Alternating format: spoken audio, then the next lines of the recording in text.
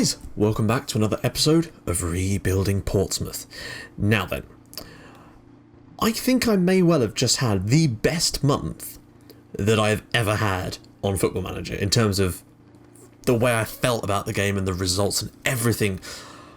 Oh, it's been a joy to play. And after that disappointing game in the live com against Crystal Palace in the last episode, I was kind of glad. Like, we'd had that poor spell. Where, you know, we had that poor result against Birmingham at home, which shocked me to the core. The loss away at Sheffield Wednesday, with a couple of wins in there too, but then we lost against the teams above us. Losing at Burnley 2-1 wasn't so bad, but losing 3-1 home to Brighton shocked me a little bit, and it wasn't great. And then the draw away at Leeds, we were sort of struggling to find the net, but thankfully we did manage to beat Crewe.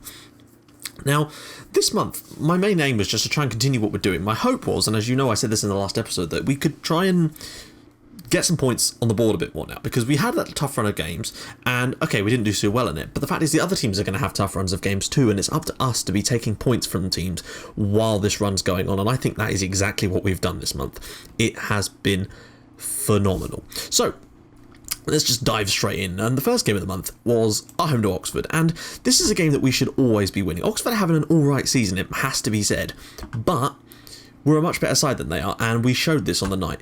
Jack Watmore put us in front, and it's great to see him scoring goals. He's still only 22, there's still a lot of room for him to improve, and I think he could be bigger. I mean, worth 3.1 million quid now. Like, but to be honest, they'd have to give me 10 just to go anywhere near me letting him go, frankly, and I'd rather not let him go at all. I want to keep players like Webster, Watmore and Wallace, because those guys are going to be the ones that form the backbone of our team, and I really want them to stay. I want to have a player, and also Griffiths as well, that's with us pretty much the entire series. That's what I would really, really like, to be like a legend of the club. So yeah, and those guys are right up there at the moment. So what will put us in front? On 52 minutes, it took us a little while to break Oxford down, though we were a much better side, but it still took us a little while. And thankfully, Sam Manton was in there to make it 2-0 with his 27th.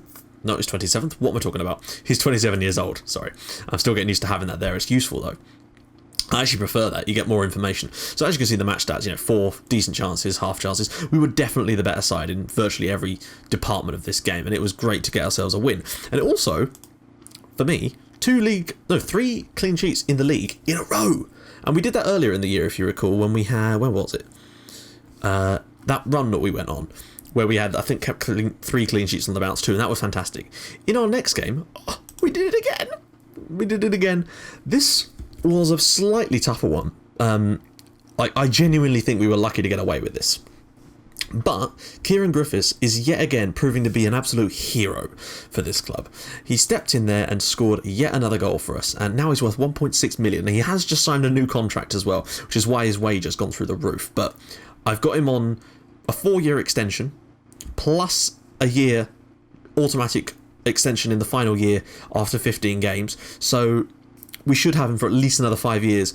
I mean, obviously he's going to complain about contracts and stuff before then, you'd think, probably. But the point is, he's still massively improving. He is going to become... I'm very surprised he's not already a fully fledged Welsh international. I've got to tell you. He's played 21 times for the under-21s, but no goals, surprisingly. I just really am surprised that he's not been called up yet into the Wales squad. Who's Wales manager at the moment? Is it still Chris Coleman? It is still Chris Coleman, surprisingly. By the way, guys, Frank Lampard is now manager of Ipswich Town, so yeah, have at it. That's a cool one. Don't know how well they're doing. I don't think they're doing all that great, which might be why Frank is in charge, but we'll have to wait and see. So there you go, Kieran Griffiths. What a player. He's probably one of my favourite players of the series so far, just because he came through our ranks as a regen and has already been playing for us for like 2 or 3 seasons for us. I don't know what his stats are like in terms of overall contribution. When you look at him, he's made 103 appearances, all of which were for Pompey in the league, and scored 18 goals in that time, 25 assists, 17 man of the match. He's been unbelievable for us so far in his sort of form, and only cost us 500 quid. £500 for a player that's now worth 1.6 million and is only going to go up in value, surely. So yeah, I mean, I think stats-wise, as you can see, like, no real decent chances. We had 2, they had 3, so yeah, I guess... I would have felt hard done by if we'd have lost this game and had those stats. So I think we were a little bit lucky there. But the point is we actually escaped and we got ourselves another win and another clean sheet. 4 in a row. And that's 3 wins on the bounce too, which is superb. Starting to move us up the league a little bit. In our next game, we had West Ham at home, and this surprised me a lot. I mean, I know we've been all right. We've been decent at home this year, but I expected more from West Ham, I have to be honest. And Andre Bjork gave us the lead on 7 minutes, and he's having a lovely old time now with us. I got to tell you, the Swedish hero there, it was worth 6 minutes. Oh god, if we got up, I would love to bring him in, because he is phenomenal and perfect for what we want to do with our team, basically. Still only 18 as well. That would be unbelievable to have a player like Bjork, but I just don't think that's going to be possible, which is a shame. Put us in front on 7 minutes just to get us off to the perfect start. West Ham equalised though through Mauro Zarate, and I kind of figured, you know, our run is going to come to an end eventually, and West Ham are a damn good side, so it would make sense that they would be able to do that for us. I think we did alright. I think we got a draw at Upton Park earlier in the season, or maybe even one. I can't even remember. But we did better than we did last year, where we were beaten 6-1. But I don't know. But a few minutes later, Kieran Griffiths up there again, 2-1 to Pompey, and things just went from better to better after that. Jack Watmore actually made it 3-1 just before half-time with a lovely header from a corner. We're actually scoring from corners and not conceding from corners now. It has been a magnificent time for us for these sort of things. He's got 14 England under 21 caps, and again, I'd love to see him get called up for the England team. I really want to see one of our players play for England. And then Watmore actually got an assist in this game too, because he flicked a header on, and Adam Webster was able to sneak in there and make it 4-1, which is unbelievable, I got to tell you. And we were better than them. We were vastly better than them, and I'm pretty certain the stats will play that out as well. I mean, we actually only had one clear-cut chance in this game compared to their number. We did create a lot of decent half chances and kept a lot of the ball against them despite playing the system we play. In fact, what I did actually was turn off pass into space in this game, because I realised that we had so much of the ball that we may as well just try and work the ball. If the teams will let us play that kind of style, I will almost always do that kind of thing. Right, so there we go. That was another win. 4 in a row. And only 1 goal conceded in 5 games ain't bad. So next, we had a little bit of a tougher run of games coming up. Going to Huddersfield and winning 3-0 was literally ridiculous. Like, Huddersfield having a great time. They were really bombing up the league at this point. And for us to go there and we blitzed them in the first half yet again. They didn't even have a shot on the board by the time we were 3 goals up. They started to come at us in the second half when they had no choice. But we were already on our defensive tactic, which is actually how we scored these 3 goals. We scored these 3 goals playing our defensive tactic with that halfback. Bloody brilliant. Andre Bjork with 2 wonderful finishes. He's like shots to goals rating has got to be amazing. I got to tell you, he is phenomenal. And then of course Charlie Musonda snuck in to make it 3-0 before half time. And he's another player I'd love to bring in permanently, but maybe possible. Depends on what sort of transfer money we got if we did go up. Match stats for this one? Well, 6 clear-cut chances, 6 half chances. We were dominant. I mean, we deserved to win this game. All ends up, and we were brilliant with it. And that meant, how many wins was that in a row? 5 wins in a row and only 1 goal conceded. No, sorry, 5 wins in a row and 1 goal conceded in 6 matches. That is unbelievable compared to, you know, what we usually like. To actually have those kind of results is mental. It just feels like our tactic has finally clicked. I know I've said that before, and we've had little poor patches, but we're beating teams now that before we would be losing against, and we are thrashing teams that we should maybe just about be beating, and it's good. Our goal difference is going up as well.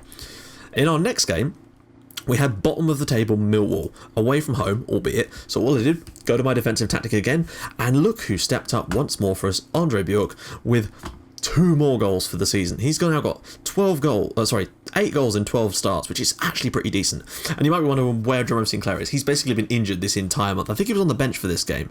Yeah, but he was still not fully fit, and I don't know if he's fully fit yet, so he may not be playing in today's game either. But frankly, I don't want to get rid of Bjork at the moment. He's just so good, and we can't afford to take him out of the team at the moment.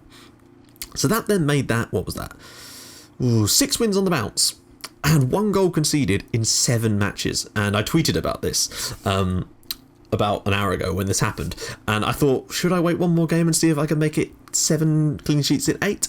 I wish I had, because we bloody did it. And we won a game on television. That actually happened. I know someone was saying that we're a bit shy and we don't seem to win games on telly. Well, believe me, we did today. And actually, I just noticed that we beat Rotherham on telly as well. But you won't have seen that one yet when I'm recording this, so that would make sense that you wouldn't know. The only downside for this game really was that Saidi Yanko picked up an injury, which means we are going to have to shuffle stuff around a little bit. I don't know how serious it is. I really should check that. But again, Bournemouth are not having a good year, and considering that we lost quite comfortably to them away from home at the goal stands, I was kind of worried about this, but we just played our game. Kieran Griffiths was the hero, and we dominated the game, frankly. Probably could have had a couple more goals, but it doesn't matter. We ended up sitting for the last few minutes of this game.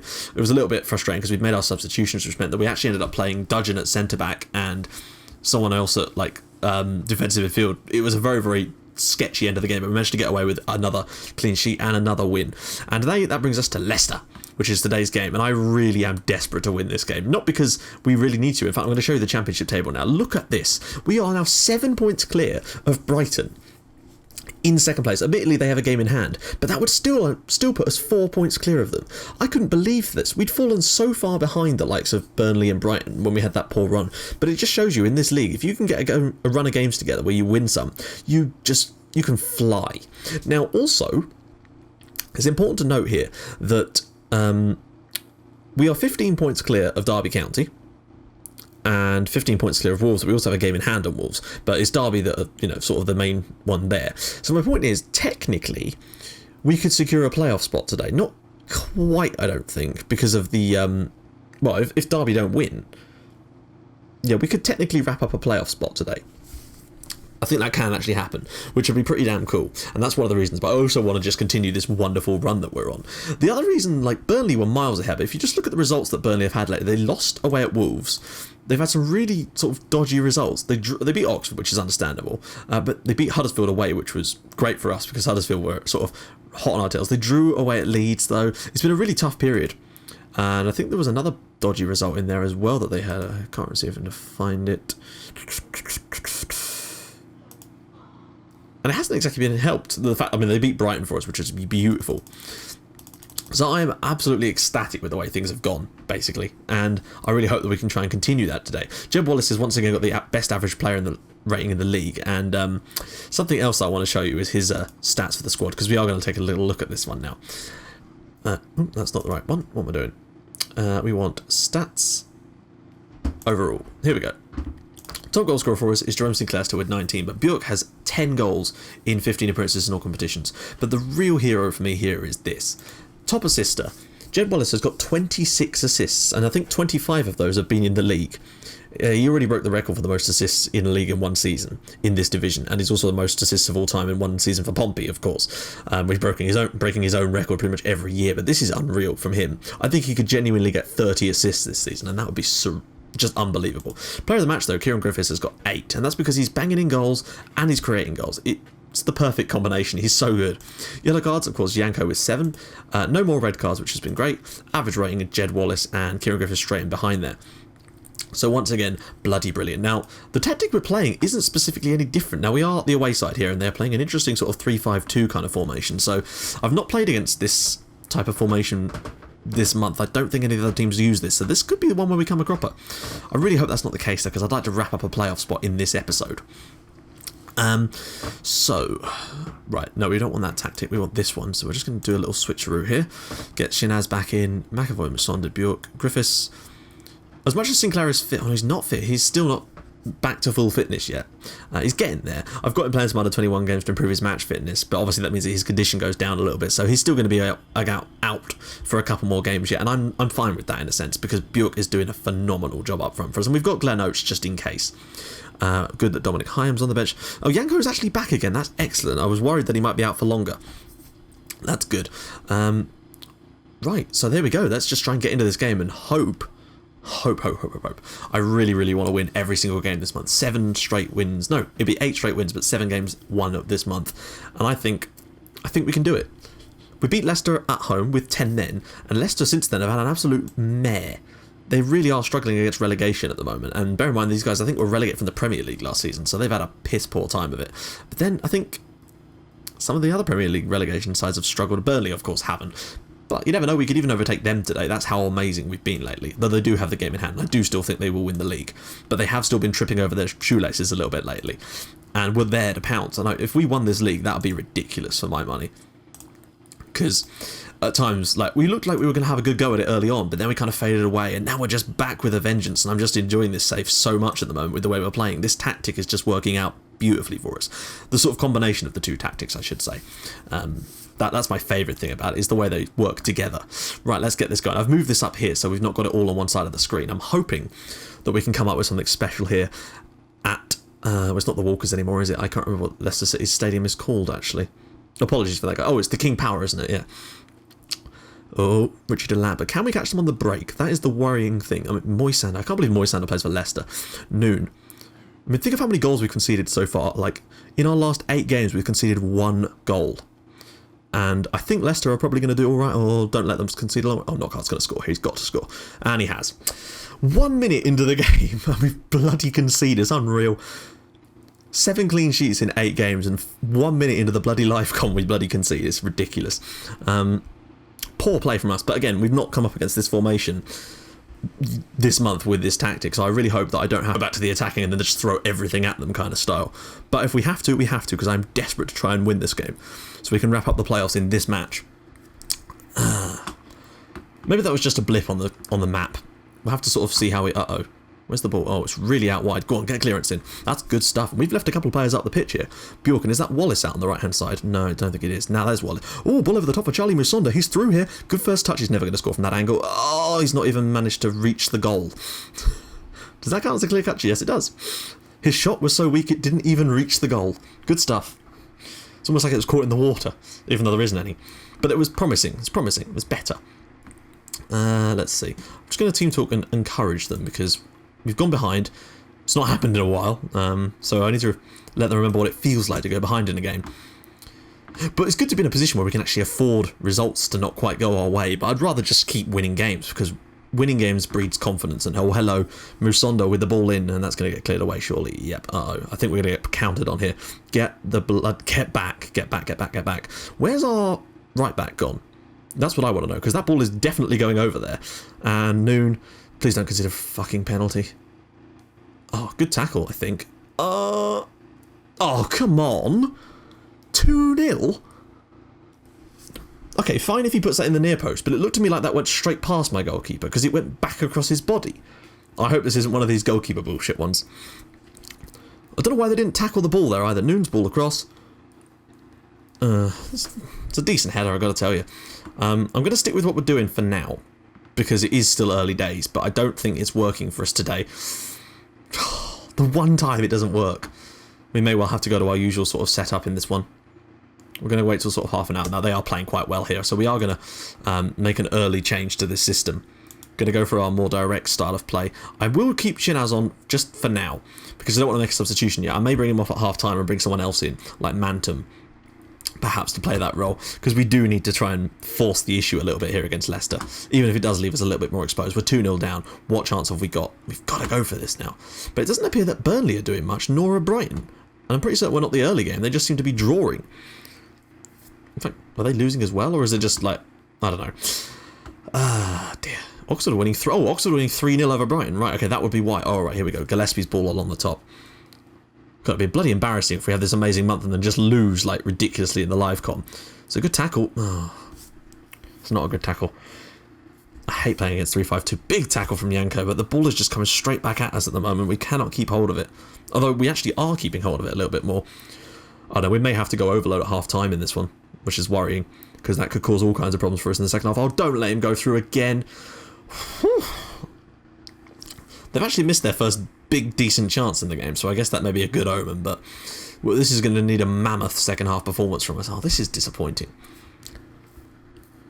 I was really excited about doing this live con because of the morale and the way we've been playing lately. It's been phenomenal. And to go and lose it after all that, we've conceded twice in one game after not conceding it, after conceding 1 goal in 8 games.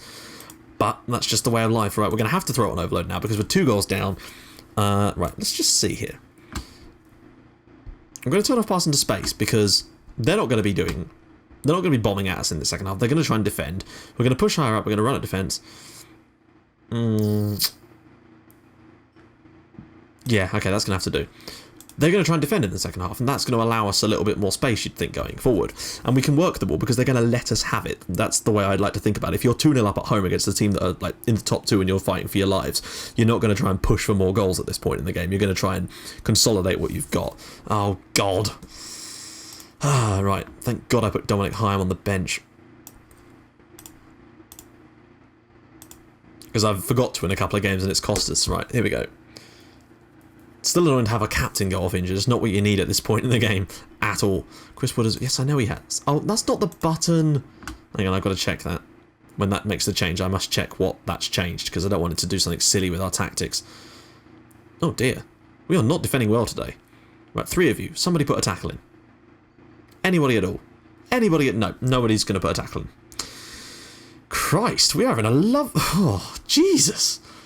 This was not what I expected from this match at all. 20th place in the league. We've won 7 in a row. And gone. I mean, we've not played that well today. The thing is, we've been absolutely dominating teams lately. And Leicester's tactic, we just don't have an answer to it at the moment. And we're not going to have an answer to it in this game. We're 3-0 down. Let's face it, we're not going to get anything from this game. Yes, we get that. And then what have they... No, wait.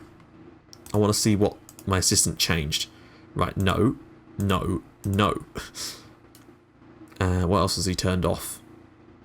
I might just turn that off, actually, because we've got no choice. We may shoot on sight for a little bit. Just see what we're going to do for the rest of this game. We've got to come up with something. Backman. I mean, thankfully, we have got a bit of a cushion. Oh, God's sake. We're just not on the ball at all today. Look at the space they've got. Oh, please don't get sent off as well. I'm just about to substitute you. Thank God for that. Right. You off now before you get yourself sent off. Mantum's on. I'm saving that other substitution just in case we need it later on, which we probably will do, knowing us. Oh, this is disappointing. They've just got players everywhere and we have no answer to it. Just trying to think of the best way we can handle this. What is that? Where are my defenders? It was a dead ball situation. How the hell are we getting caught like that? Right, I don't mind getting caught off the pitch when we're doing counter-attacking play, which of course we are, but it was a dead ball situation. Oh, yeah, here we go. Right, 3-1 on 56 minutes. The comeback starts. It doesn't, but it'd be good if Bjork could do something incredible for us. Because Leicester are surely going to start to sink back now. You know, they were 3-0 up. It's now 3-1. There's still 35 minutes to go. MacLeod with a lovely cushioned header down for Bjork, and it is 3-1 here at the King Power. And I just want to see us at least dominate the rest of the game. Just really push for it. See what other changes I can make. I don't really have many options. You know, our tactic either works or it doesn't. Come on, guys. Encourage. I should probably tell them to push forward at the next chance I get, because I just want to try and make it a little bit more respectable. 3-2 I would accept, I guess. Not ideal. Oh, well then why are we... Then change it. It's your idea of Sylvan. I'm going to wait till 70 minutes and I may make our last substitution because we... Maybe just need some fresh legs. Maybe bring on Sinclair for a bit. Oh, hang on. This is our corner. What more? Oh, it's blocked and cleared. And McAvoy. And I tell you what, we've actually had three clear-cut chances apiece in this game. They've had a few more half chances. Well, they've had one more. It's actually been pretty even on that. We've just been poor at defending. And the thing is, Sinclair's not that much fitter than what Bjork is right now. And I think I'd rather use this chance to bring on someone like... Oh, God, who could I bring on here? Who's the least fit? Should I bring on Glenn Oates there to play in Musonda's place? Just because Musonda's a bit knackered. And he's not had a great game either. A bit of fresh legs there. Let's just see what we can do here. 20 minutes to go. See what we can come up with. Just show me something, lads. Are you kidding me?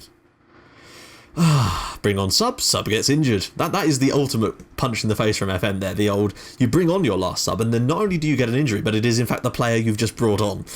Good stuff. Well, we can't bring him off, so alright, make changes. I'm just going to listen to what Sylvan Distan says for the last 10 minutes of this game because it can't hurt at this stage. We've come back into it quite considerably. Well, I can't take him off, can I? But we've just not been good enough overall. But I don't think we deserve to lose this 3-1. It's like... Also, why are these giant gaps appearing in our defence? Oh, come on. That wasn't a foul. Oh, Jesus. So we've got an injured player, and now we're down to 10 men as well. And I haven't got a defensive midfielder on the pitch, I don't think. No, because I took Musonda off. And I took him off. Well... I'm going to try and drop Griffiths. I'm going to put him central. I don't have much choice. I can't really pull him back here because it'd be probably less use back there. Unbelievable. It's one of those games. You have a great month and then everything that can go wrong does go wrong, basically. And it's a shame. Because I was massively looking, what is this? Leicester really are up for it. Now look at the space. This is almost certainly going to be 4-1, and I don't think they deserve to win this game. But well done, big tackle. And Oates is forward here. If he can find a good pass, he has one. Andre Bjork, through he goes. What is he doing? Can he score? Yes, he can! Bjork just seems to find the net. Leicester 3, Pompey 2. And they've had 7 half chances, Christ. There's not enough time for us to get the equaliser, but my God, it's a lovely ball from Glenn Oates. I thought Bjork had messed this up when he stops, but he just allows them a little bit of extra space, and that's a lovely finish again from Bjork. Another brace. He's got a couple of those this season. It's great to see, but it does look like that's going to be it for us here. We've given it a good old go. Leicester 3, Pompey 2, but it's a disappointing performance overall. We actually should be winning this match. They're poor, and that's a shame. To have such a good month and then have it all go down the toilet like that is a bit of a pain, but Brighton lost again, and they lost to Oxford. So where does that leave us? 7th place is now 14 points behind us. There's 6 games to go, so we're definitely not guaranteed a playoff spot, but you gotta say we're probably going to get a playoff spot. We're also 6 points clear of 3rd place at the moment. I mean, Brighton probably will win their game in hand, you'd think. So it's more like 4 points, but that still ain't bad. Burnley have 2 games in hand on us. They are going to win this division. I'm pretty certain that that is going to be the case. It's impressive that Brighton have only lost 6 games this year, though. Got to hand it to them for that. Bjork continues to score goals for us, but defensively, we were just all over the place today. Leicester's 3-5-2 formation just had all the answers to us, and I really hope we don't come up against another one of those for the rest of the season, to be honest, because I have no way of stopping them. Our system works against every formation I've come up against except that. And I've yet to find a way around it, but that's just one of those things that's going to happen. So, there we go, guys. Let's just... Well, we already did take a little look at the league, but here is it in more detail. Same amount of goals scored as Burnley, though. They've just conceded a few less. So let's just take a look at what our live com will be for the next episode. The next episode, the live com will be the Ipswich game. Now, the reason it's going to be the Ipswich game again and not the Brentford game is because I think the Brentford game could end up being quite important, and I'd like to have both of these as live comms, basically, so they'll be in separate episodes, like I did last year, because there's quite a lot of games to get through, and yeah, it does take a long time to record these episodes. Plus, that way you get a little bit more sort of detail on some of the sort of more crunch fixtures of the season, and that Brentford game away could be very, very important, as they are now 3rd in the league. That could be a decider, genuinely, of who goes up and, you know... Cardiff, they're a tough side. Away at Middlesbrough should be winnable. Home to Peterborough should be winnable. Derby away tough. Ipswich at home, winnable. So we've got some decent home games. And I think we've got a decent run here, I tell you. I think we could genuinely be challenging for the automatic spots come those final 2 games of the season, but we'll have to wait and see. So guys, if you like what you've seen, please feel free to drop a like on the episode, and if you'd like to even more than that, please feel free to subscribe to our channel for more Portsmouth and Sleeping Giants in your inbox every single day at 5:30 and 8 o'clock. And I will see you guys in the next episode for the Ipswich game, where I will test my managerial mettle against Frank Lampard. And I'll see you guys then. Bye-bye.